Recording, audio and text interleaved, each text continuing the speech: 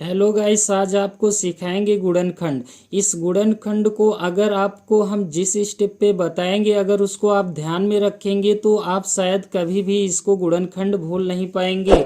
और इस प्रकार से इसके कुछ नियम होते हैं, उस नियम के अनुसार चलना तो गुणनखंड कभी गलत नहीं होता है। इस वीडियो को शुरू से अंत तक देखना तो आपके समझ में आ जाएगा और गुणनखंड बड़े आसानी से आप कर सकते हैं। तो देखो, सबसे पहला नियम हमारा क्या होता है, जो एक्स स्क्वायर के साथ में गुणा होता है तो यहाँ कुछ नहीं है तो एक होगा, इसको आप सबसे पहले लेते हैं, ठीक ना जी। उसके बाद गुणा लगाएंगे, यहाँ पर जो अचर राशि होता है उसको लेंगे तो यहाँ पर 10 है। इन दोनों का हमेशा आप गुणा कर लेंगे, जो भी आएगा इसी का ऐसा खंड बना दीजिए कि यहाँ पर क्या हो जाना चाहिए, 3 हो जाना चाहिए, ठीक ना जी। तो अब हम क्या करते हैं, देखो 5 गुणे अगर 2 कर देते हैं तो ये 10 होता है, ठीक ना जी। लेकिन अगर हम 5 में से 2 निकाल दें तो कितना आ जाएगा, 3। तो इस प्रकार से हमें क्या करना चाहिए, जहां पर 3 है वहां पर हम क्या रख देंगे, 5 माइनस 2। तो इस प्रकार से यहाँ पर हम क्या रखेंगे, 5 माइनस 2।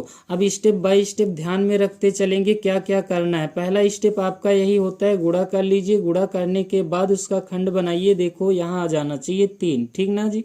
अब इसके बाद हम क्या करते हैं, यहाँ जो चिन्ह हो उसको हमेशा यहीं लिखना। और उसके बाद ये देखो 5 माइनस 2 है तो इसको 5 माइनस 2 ऐसे लिखते हैं और बगल में x है उसको लगाओ और माइनस 10 बराबर क्या हो गया, 0। इस प्रकार से आपको करना होता है, ठीक ना जी। अब देखो इसके बाद हम क्या करते हैं, यहाँ से एक्स स्क्वायर और उसके बाद माइनस है, इसका चिन्ह का परिवर्तन कभी नहीं करना है आपको, आप ऐसे हमेशा करेंगे, ठीक ना जी। और उसके बाद ये 5 है, इसको अंदर इसका हम गुणा करते हैं तो ये 5x हो गया। आपको ये हमेशा पता होना चाहिए कि अगर ब्रैकेट के पहले माइनस होगा तो अंदर का चिन्ह बदल जाता है। तो इस प्रकार से हम अंदर का चिन्ह क्या करेंगे, बदल देंगे। तो ये कितना हो गया, 2x, आगे माइनस 10 बराबर क्या हो गया, 0, ठीक ना जी। अब इसके बाद आपको यहाँ से ये 2 स्टेप लेना होता है, दो स्टेप लेंगे।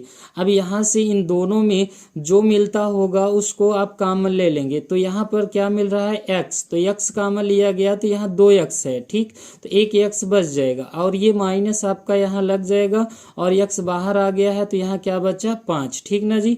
अब यहाँ प्लस है तो प्लस लगाओ, माइनस हो तो माइनस, जो भी है चिन्ह उसको ध्यान से लगाओ। उसके बाद इन दोनों में क्या कॉमन है, देखो ये 2 कॉमन है, ठीक ना जी। अब इसके बाद यहाँ से ये 2 से 2 कट जाएगा तो बचेगा क्या, x, और फिर यहाँ माइनस है। अब यहाँ ध्यान देना कि अगर यहाँ माइनस होगा तो यहाँ का चिन्ह बदल लेंगे, लेकिन प्लस है तो इसलिए कोई परिवर्तन नहीं होगा। तो इस प्रकार से यहाँ माइनस और ये 2 से भाग देना, 2 पंचे 10, 5 बार गया तो यहाँ 5 लिखो, बराबर क्या हो गया, 0।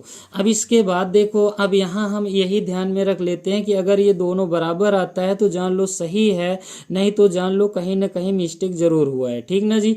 अब इसके बाद इन दोनों को हम क्या करेंगे, इन पूरे में कॉमन लेंगे। तो जैसे कॉमन लेते हैं x माइनस 5 और यहाँ पर बचेगा, ये यहाँ x बच जाएगा और ये प्लस क्या बच गया, 2 बराबर क्या हो गया, 0। इस प्रकार से ये क्या हो गया, इसका खंड बन गया, ठीक ना जी।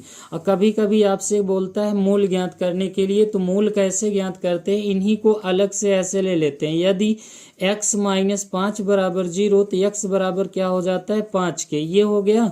और उसके बाद यह अगला पार्ट ऐसे ले लेना, x प्लस 2 बराबर क्या हो गया, 0। तो x बराबर इसको अगले पक्ष में ले जाएंगे तो ये माइनस हो जाएगा, ठीक ना जी। अब यहाँ से ऐसे नीचे लिख देंगे, अतः मूल क्या है, अतः मूल आपका यहाँ पर होता है ये 5 कामा माइनस 2 है, ठीक ना जी।